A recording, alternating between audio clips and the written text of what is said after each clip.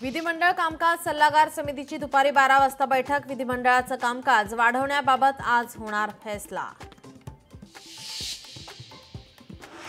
सभागृहात आज मांडलं जाणार जनसुरक्षा विधेयक। विधेयक सादर होण्यापूर्वी महसूल मंत्री चंद्रशेखर बावनकुळे विधिमंडळात समितीचा अहवाल करणार सादर।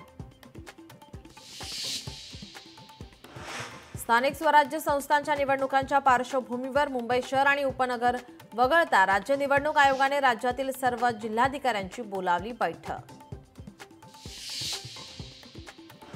मस्जिद बंदर जवळील डिमेलो मार्गाला जोडणाऱ्या सिंदूर रेल्वे उड्डाणपुलाचे आज लोकार्पण। मुख्यमंत्री देवेंद्र फडणवीस यांच्यासह दोन्ही उपमुख्यमंत्री राहणार उपस्थित। आमदार निवासातील कॅन्टीनमध्ये संजय गायकवाडांचा राडा। निकृष्ट जेवण दिल्याने कॅन्टीन चालकाला फटकावलं। गायकवाडांच्या निलंबनाची विरोधकांची मागणी।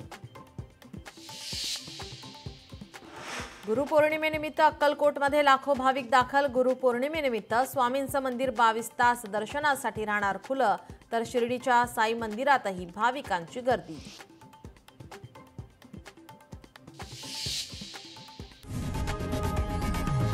लोकशाही मराठी ऐका, पहा, जागरूक रहा।